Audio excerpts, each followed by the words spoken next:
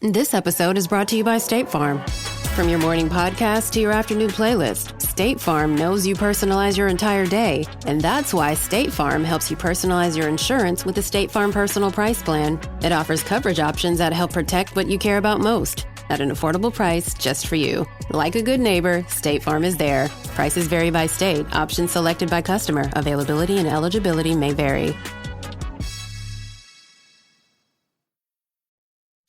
Since you're new to H&R Block, we'll look at your returns from the last 3 years for any money your last guy might have missed, for free. I could get money back from last year? You could. We'll find any mistakes. Could have really used that 2 years ago when I dated that mistake for 5 months. Don't leave money on the table. Switch to H&R Block and get a free Second Look review. Second Look is included at no additional cost with the purchase of tax preparation. Results vary. All tax situations are different. Fees apply if you have us file an amended return.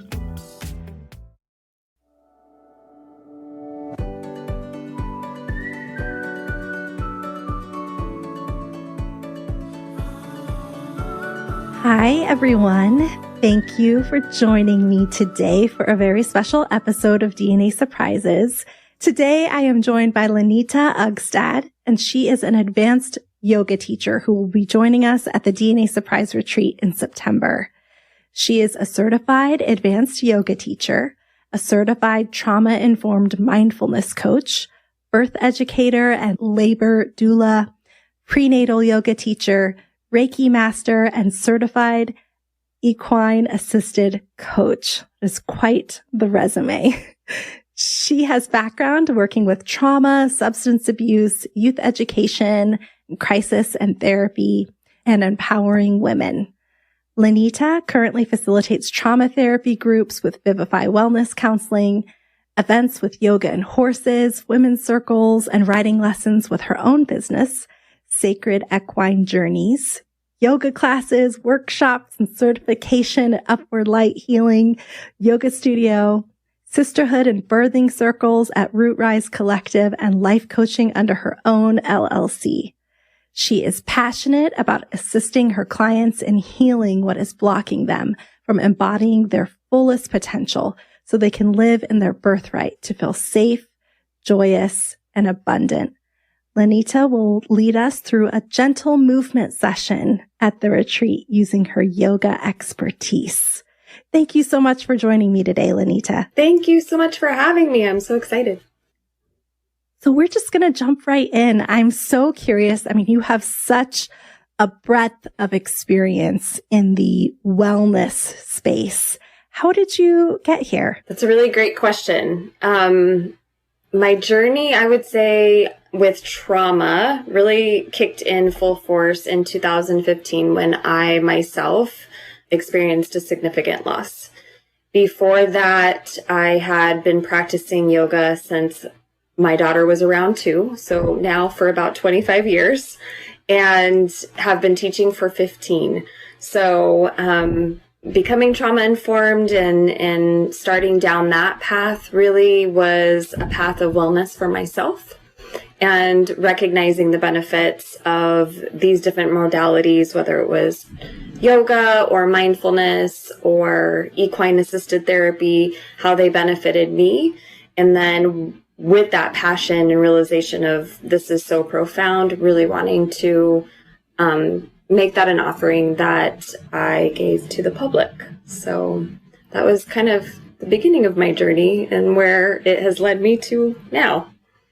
That's so interesting. And, you know, when we reached out to you about the retreat, we were really looking for an opportunity to help people physically move some of these emotions that they're experiencing after a DNA surprise. Can you talk a little bit about how yoga does this? Absolutely. So yoga is so amazing because it really puts you in your body. And what we have discovered over time is that a lot of the time when we experience significant loss or trauma or something that is jarring or upsetting, we tend to disassociate from the body. So getting to a point where we can connect then with the physical body and start listening to what it's needing is one of the greatest ways to start that path for health and healing. And yoga is just the perfect segue. It can be really gentle. It can be very slow. It can also be faster paced and more intense. But getting into the body isn't, it doesn't have to look a certain way. It doesn't have to be that rigorous physical activity or practice. It can be very gentle, a way to get to the body, experience what that sensation is, and start to feel safe to have that exploration again. I love that. And so, like I mentioned at the top, your session is focused on this gentle movement or yoga. And I think a lot of people know what yoga is kind of culturally. It's become more and more popular. But I think there's often this idea of yoga that you need to be super flexible and you need to be able to bend into like all these different poses. And that's not really what we talked about doing together at the retreat. So can you talk a little bit more about what yoga can look like outside of the really intense headstands and all the other kinds of things that people might think of? Yes, absolutely. Yoga was meant to be a physical practice that cleared space for meditation, for sitting still. So having the ability to move slow can look like gentle restorative, where the practice is more of a nurturing practice, allowing for the body to heal. It can also look like yin yoga, which is promoting deeper stretches, holding the poses for longer periods of time. In the hatha practice, it can also look like holding a pose for up to a minute and a half, just so that the body really adjusts and we can fine tune what a posture may look like. So when we practice together, we will be exploring a little bit of yin and some restorative postures, something that's very slow and nurturing. And I always teach to all level. So I will be offering many different ways to approach a shape or a pose, a posture, giving everybody the opportunity to really explore on their own what works best for them. So listening to the body sensations, although I'm watching, I am not in anyone else's body. So really just giving them that time and exploration to feel comfortable where they're at and being in positions, poses, shapes that really work well for them, that it's doable, it feels accessible. Thank you for talking about that, because I know I haven't practiced yoga, honestly, in a while. I've kind of fallen out of it. And so for me, this is kind of going to be dipping my toes back into it. And I'm really excited to kind of have a more gentle approach this time. You touched on some of this earlier, but I would love if you could just expand on some of the physical and emotional benefits of this type of movement. Absolutely. Thank you for asking that question. One of the reasons that I work so closely with yoga and mindfulness and just paying attention in health and healing and trauma work is because often it feels safe to be in a body. We're learning to then be in our bodies and accepting of the sensations that are there. And working with the physical aspects, one of the reasons we disassociate from the physical is because when we're paying attention to our body, then emotions rise. So it isn't uncommon for yoga postures to bring up emotion. A lot of the times we're moving into the hips. The hips are connected to the shoulders and connected to the jaw, which are all places where we store tension and emotion. And so when we're working in movement, it's not uncommon for emotion to come up. And this is a safe way to then explore, okay, that posture is giving me this sensation. This sensation is then triggering this emotion. Can I be with that sensation, that emotion, and create space around it by breathing so that I'm not trying to run from it or block it or stop it, but I can work with it in a different way. And when we're working with yoga in that way, then it becomes a safer space to explore. And knowing that that's also our personal practice, right? So even though I'm guiding, this is something that you take home with you. Your body is always going to be with you. This is something that you can then do on your own and explore on your own as a safe way to be in touch with the body and emotion. You touched on this too, but a lot of your work is through a trauma lens. How do you bring that perspective to something like a yoga practice? So what I learned, again, through my own experiences, was how often is the language that we're using not inclusive. We really want to be aware of when we're asking somebody to close their eyes, when we're asking somebody to take up space when it has felt unsafe to be in their body, when we're asking them to be vulnerable in a pose that may be more open than what they're feeling comfortable doing. So being trauma-informed really is inviting options that feel safe, using words like being brave, having options, knowing that it's okay to decide that a child's pose is what you're going to be doing right now. Or that if the pose that I'm leading you into doesn't feel safe in the body, know that you have another option and that it's a suggestion, it's not mandatory. And I think a lot of the time when we get into classes and in yoga studios and experiences, that instructor's guiding and giving us instruction, and we feel the obligation then to do exactly what that person is saying. And it may not feel okay to do that, right? My body looks different, feels different than someone else's. So being trauma-informed is really giving so many options and allowing the individual to choose. There isn't a right or there isn't a wrong. As long as the body is feeling safe and there's not pain, then we can explore these different things to our own ability and what we're ready to face. That is such a good point. And I'm reflecting on some of my own experiences now where I felt that, okay, they said I need to do this, so I need to do this now, even if it maybe doesn't feel right. And that we don't have to do that. We can do what feels good for us. So thank you for saying that. On that note, what kind of mindset should someone bring to maybe doing yoga for the first time? If they've never done something like this before and they're thinking about coming to the retreat and they want to help move all of this emotions that we're kind of going to go into at the retreat, what's a good mindset to have maybe for a beginner? Yeah, that's a wonderful question. Knowing that lots of opportunity, props, etc., will be provided, I think is a huge thing. I don't have to be on my mat. If I can't touch my toes, then I'm overstretching, right? There's a block or a prop that is available to them. So I would say that the mindset is really one of curiosity. And I've learned that over time, curiosity is what leads to compassion. And when we're compassionate, then we're gentler with our bodies and ourselves and other people.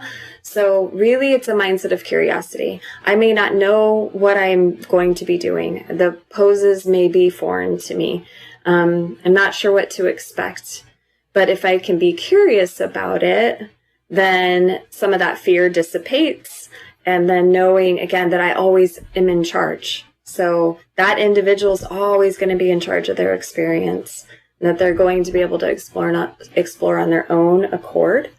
So really, yeah, I would say curiosity would be the absolute number one, just inviting, can I be curious about it? I may not know, it may not be for me, I may not like all of it, I may love all of it. But can I be curious about it and then see what happens? I feel like that's a good mindset to just carry in life, right? Just try it. And if it's not for you, that's okay. But you might discover something that you love. What do people need to practice gentle movement or yoga? I think, so speaking personally, I have a tendency that when I find a hobby or fitness activity that I want to do, I go out and I buy all of the equipment that I could possibly need to support it.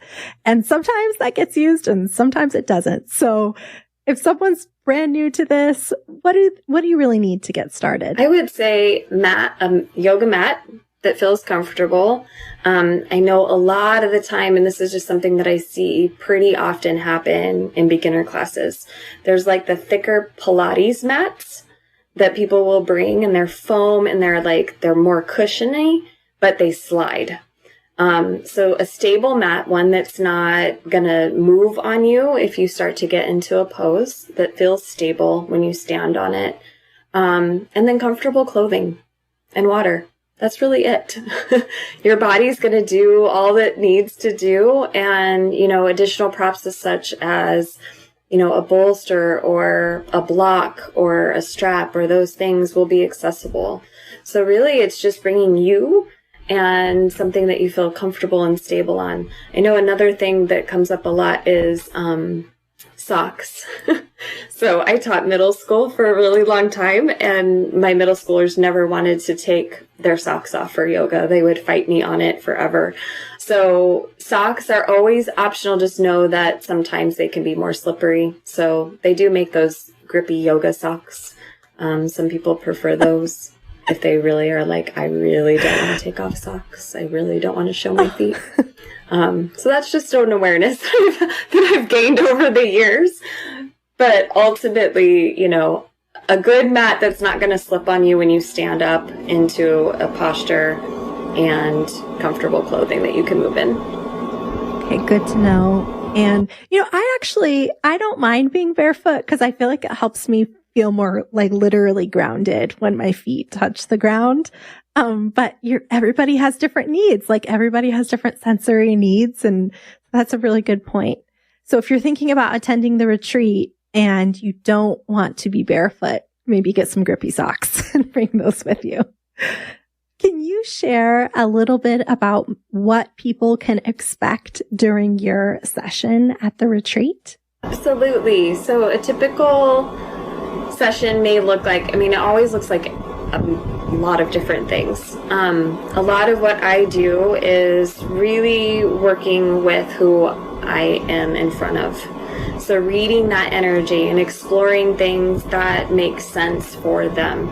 So as we go, exploring, and I'm always going to give a lot of different options. Here's the pose, and these are different ways that we can explore it. We will be starting with some breath work as far as just centering and starting to get still, learning what it feels like to actually breathe into our full body instead of the upper body. Very gentle breathing techniques that are really accessible. We'll be moving into some postures and some poses that will free up the body and start to create some space and feel good, hopefully, in the body, but we'll again give a lot of different options. So there won't be any fast movement, there won't be any power yoga, so to speak, or vinyasa, but it will definitely give everyone an opportunity to explore what some seated poses look like, maybe some standing postures that are more gentle, what postures look like with props, and then how do we access those on our own when we are not in front of an instructor. So if I take away, 3 different poses, then what are those poses going to look like when I'm at my house? I love that. Kind of something to take away. And even if someone doesn't find themselves going to another class, there might be just some things that they can do at home. That's going to be great. Yeah, absolutely. I'm so excited for your session at the retreat. But in the meantime, if anyone wants to find you online or learn from you, or if they're in Arizona and they want to take a class, how can people find you? Hey, what's up, guys? I'm Fred Warner, linebacker for the San Francisco 49ers. Abercrombie has the new suits you need, plus all the collared shirts to go with them. The Abercrombie & Fitch Collins suit is the only suit you'll ever need for any occasion. Available in slim, classic, and athletic. Pair it with a collared classic. Go with a soft, easy-to-wear sweater polo or a comfortable long-sleeve shirt. With so many different fits and fabrics, you can make a look that's completely your own. Add the Abercrombie & Fitch Collins suit and new collared shirts to every occasion this season. Shop online or in store. This episode is brought to you by Indeed. When your computer breaks, you don't wait for it to magically start working again. You fix the problem. So why wait to hire the people your company desperately needs? Use Indeed sponsored jobs to hire top talent fast. And even better, you only pay for results. There's no need to wait. Speed up your hiring with a $75 sponsored job credit. at Indeed.com/podcast. Terms and conditions apply. Thank you for asking that. So, as I said, I am a yoga instructor that works with mindfulness and horses, also to assist me in my work.